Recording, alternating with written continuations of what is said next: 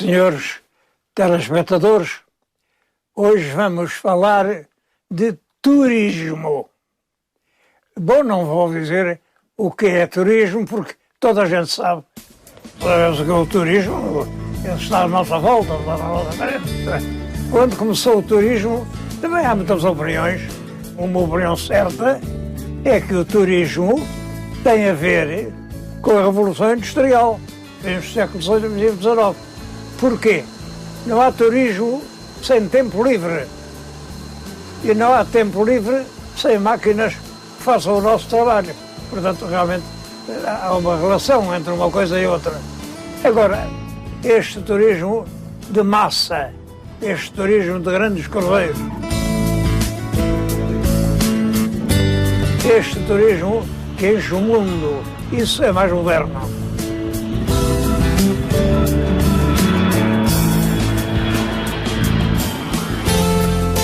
Para Portugal, achar uma data certa, proponho 1910, a data da República. Porquê? Olha, nesse ano foi inaugurado, 6 de outubro, o Grande Hotel de Vidago, que ainda hoje é um dos mais belos hotéis do país. Em Inglaterra, nesse ano, iniciou-se a construção do que deviam ser os 3 mais belos navios do mundo: o Titanic, o Lusitânia e o Mauritânia. Eram navios enormes. O Titanic tinha 300 metros de comprido. Era uma cidade. Levava 3.500 pessoas.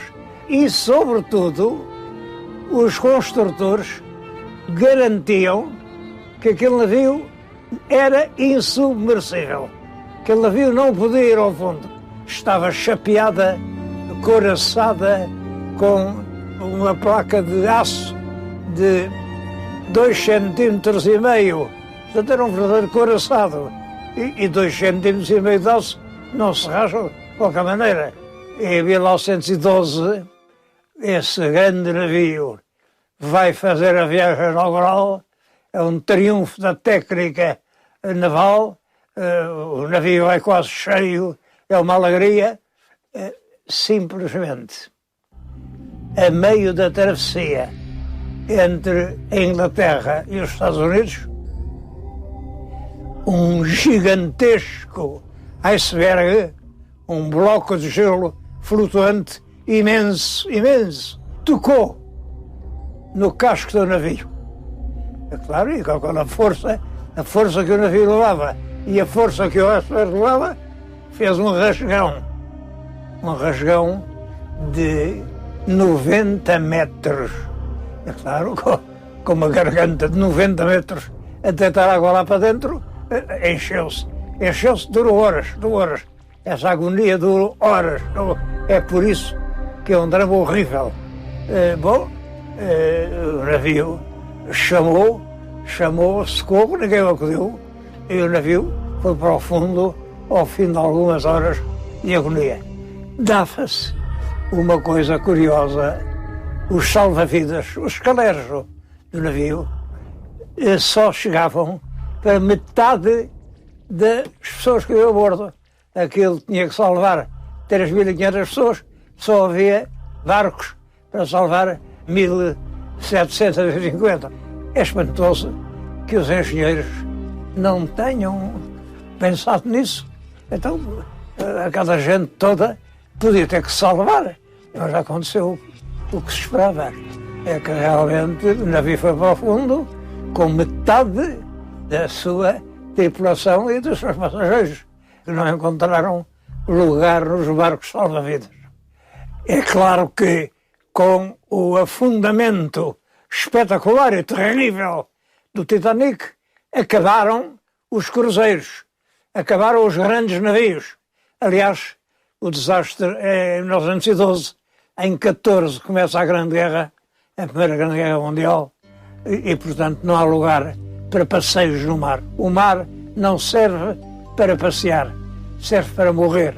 É a história dos torpedeiros, dos submarinos. Acaba o turismo marítimo. Depois da Primeira Grande Guerra, começa-se a fabricar em série viaturas automóveis. Aos olhares, a construção das estradas acentua-se muito, muito, muito. Basta que eu lhes indique este número impressionante. No ano de 2009, houve no mundo 880 milhões de turistas. Eu acho que mesmo agora, na que lhes estou a falar, o único que não é turista sou eu, que estou a trabalhar. Hoje toda a gente faz turismo. Melhor, pior, mais confortável, mas é uma multidão. No nosso Algarve, nesta altura, não cabe nem a cabeça de um alfinete. Está cheio, e é curioso. Desta vez tem mais portugueses, ainda bem, que estão ali na praia. Na praia porque o turismo, nos últimos 100 anos, mudou das termas dos hotéis turísticos para a praia. Toda a gente foi para a praia, despiu-se para torrar a pele. Ora, isso não podia ser há 100 anos, porque havia os corsários. Andava morro na costa, eram barcos que andavam ali e quando apanhavam uma pessoa a jeito, caçavam-na, metiam-na a bordo, atavam-na, levavam-na para Argel e vendiam-na como escravo. Um amigo meu, um colega da academia, o Dr. Alberto Iria, ainda conheceu, no Algarve, uma senhora que a chamavam Maria da África, porque tinha sido apanhada na praia, levada para Argel e tinha passado lá alguns anos como escrava da sua vida. Bom, portanto, com escravos não há turismo. Mas hoje podemos ir à praia com a certeza que nenhum corsário nos leva.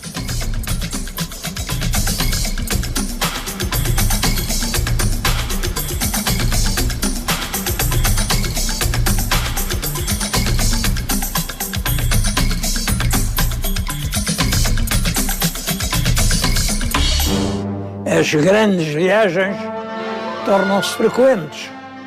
O facto mais importante, para mim, é em 1924, tinha eu 5 aninhos de idade, Gago Coutinho e Sacadura Cabral voaram sobre o Atlântico e ligaram Portugal ao Brasil.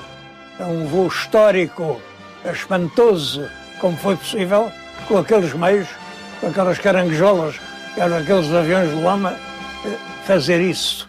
Bom, depois, rapidamente se estabeleceram carreiras, fez mesmo uma carreira comercial dos Estados Unidos aos Açores, que já ocorreu mal, porque os aviões eram hidroaviões, isto era a altura de Natal, as ondas estavam muito agitadas e, portanto, os hidroaviões não puderam levantar voo. O hidroavião precisa do mar calmo e eles não o tinham e tiveram que passar o seu Natal nos nossos Açores. Ainda hoje não se fala disso.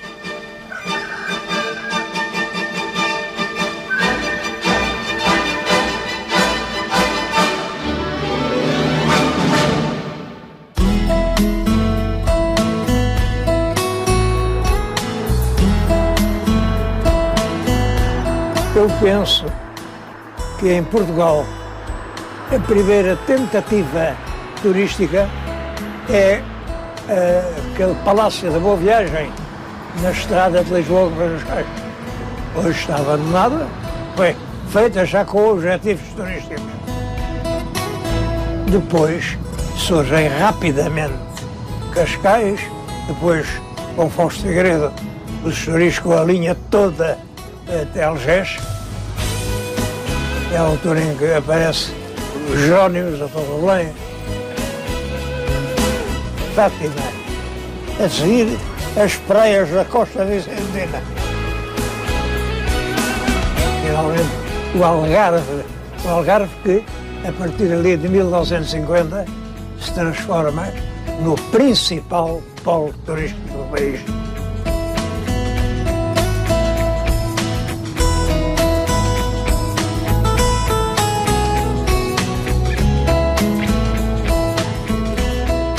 massa dos turistas alterou-se. Há 100 anos, o turista era um milionário que não tinha nada que fazer. Eu recordo ainda de ver os desenhos daquilo que se chamava os Globetrotters. Globetrotter era um homem que percorria o mundo a pé. Andava com uma mochila, com um apetrecho, enfim, com um fato à inglesa, e isso é que era um turista. Percorria o mundo a pé. Aqui em Portugal, uma família fez a primeira viagem turística às pirâmides e mandou imprimir um livro comemorativo dessa viagem. Até tiveram que fabricar as tendas de campanha, porque não havia realmente instalação. E tudo isto é recente. Ora bem, hoje, qualquer pessoa vai ao Egito sem tendas de campanha e entra nas pirâmides. Continuam a ser um dos lugares obrigatórios do turismo mundial. Toda a gente quer ver as pirâmides. Toda a gente quer ver, por exemplo, na Índia, o Taj Mahal. Taj Mahal é um sepulcro de uma princesa e devo dizer que é o edifício mais emocionante que eu vi até hoje. Ali, aquele arquiteto conseguiu dissolver a ideia de morte e de vida. É uma coisa espantosa. Bom, mas há muitos outros sítios, a muralha da China, por exemplo, as cataratas de Niagara, onde estão permanentemente milhões de pessoas. Eu comparo aquilo, e com pena, com o Cabo de São Vicente, no Algarve. O Cabo de São Vicente é um dos mais fabulosos pôres do sol que se podem ver, pois não só não é permitido instalar ali nada para ficar e ver, fica-se impressionado com a falta de aproveitamento que nós temos dos nossos verdadeiros valores. Aliás, para que hoje o principal problema do turismo português é a falta de um plano turístico nacional global que venha desde a fronteira minhota até às praias do Algarve. Em todos os sítios há valores, há interesse, há possibilidade de fixar turistas, mas em muitíssimos desses lugares estão desaproveitados completamente. Há mesmo muitos onde é proibido construir. Eu bem sei que há muita gente que diz que é proibido, e muito bem, porque, claro, são reservas naturais. Pois é, não se esqueçam que nós, portugueses, agora temos que viver à nossa própria custa. Estamos a fazer reservas dos espaços mais lucrativos do território nacional, então não há mesmo futuro para ninguém.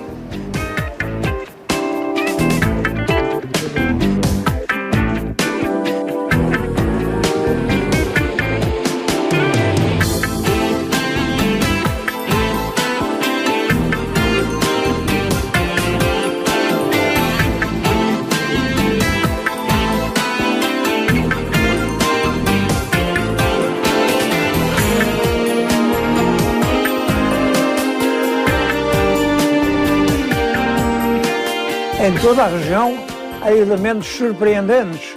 No Minho, olha aquele traje, o minhoto de Viana do Castelo, o traje à minhota, que é ainda uma reprodução do traje céltico, cheio de vigor, de alegria, de ouro.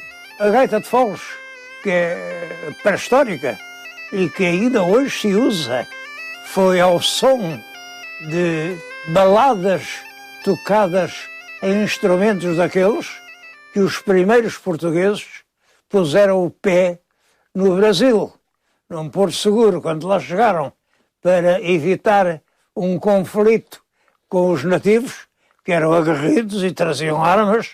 Os portugueses levavam como única arma gaitas de foles daquelas do Minho. E isso deu resultado, porque os nativos gostaram de ouvir a música, deram as mãos aos portugueses e fizeram um grande bailado debaixo das árvores milenárias. Dançaram portugueses e brasileiros no primeiro encontro da história.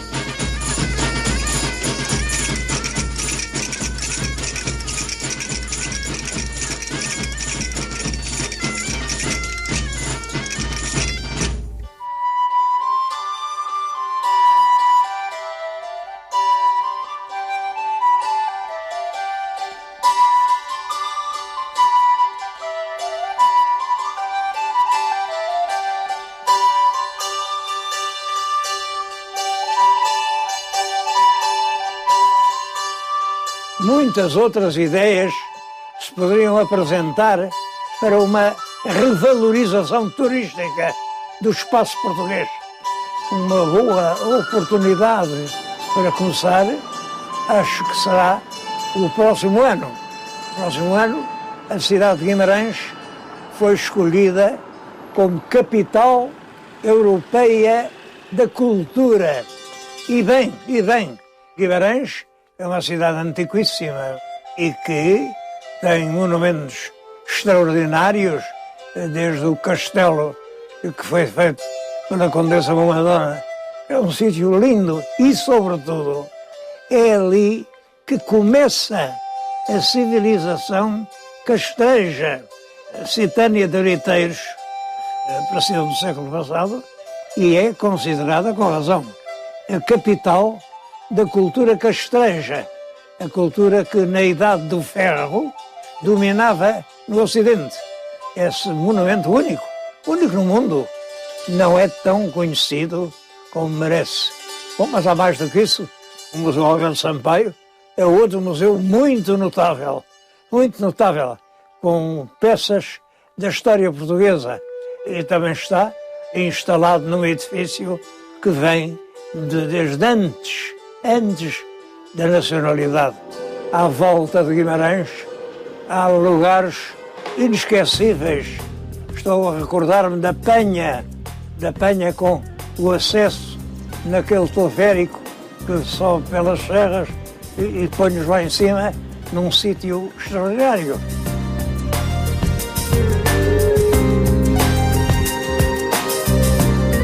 Ali bem perto tem que se associar a cidade de Braga, a Brácara Augusta dos romanos, que era a capital da Galiza e onde há tanto do passado para mostrar.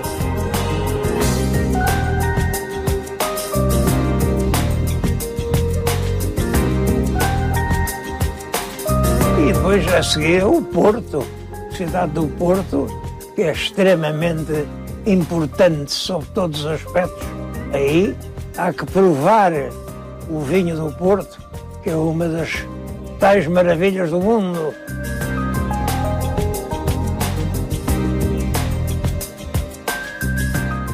Monumentos como a Catedral, uma catedral ainda, uma fortaleza com ameias para se livrarem. Livrarem de quem? Isso é uma pergunta que eu faço muito.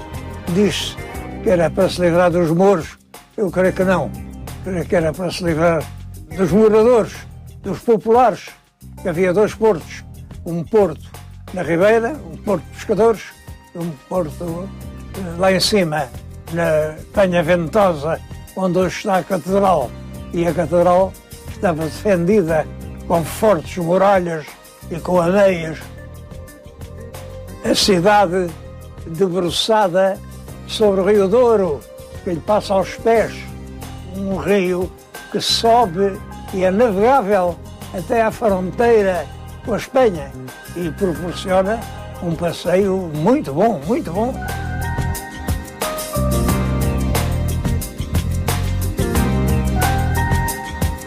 E depois se desce, é Coimbra, incomparável Coimbra, com o Museu Machado de Castro, com o seu criptopórtico impressionante.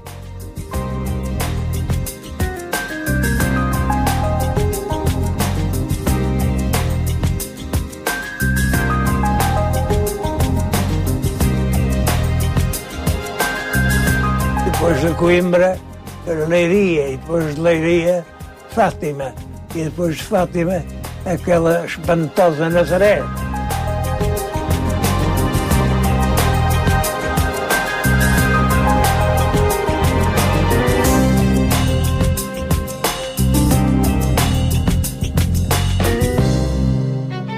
Todo o território apresentado num conjunto e com maneiras de o percorrer em pouco tempo, poderia dar a Portugal um lugar de primeira classe no turismo mundial.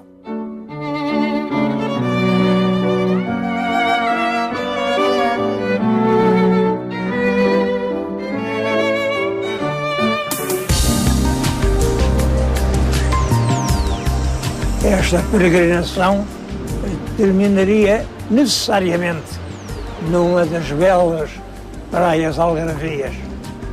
Aí o clima, a atmosfera, o ar que se respira, aquela brisa marítima, tudo isso fazem um lugar que não se pode esquecer. Eu até penso que a Bíblia não é completamente verdadeira quando diz que o homem foi expulso do paraíso terreal. Claro, expulso foi. Fez aquela coisa da maçã, afiou-se na Eva e foi expulso. Mas houve exceções. Lá, quando foi expulso, disse: isto não se aplica às praias do Algarve. As praias do Algarve continuam a ser um paraíso.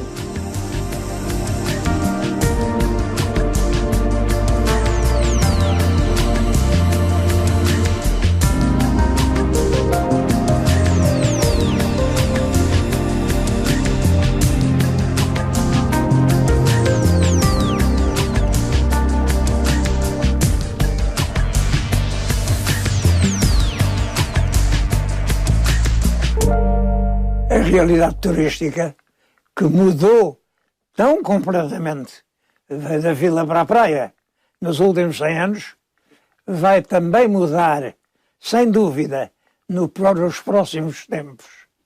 E eu creio que a mudança vai ser neste sentido. Ao turismo dos tempos livres vai suceder o turismo dos tempos úteis. Quer dizer, a força de trabalho, os milhões de horas que hoje o homem dedica à atividade turística podem ser utilizadas por forma a terem resultados úteis para todos nós.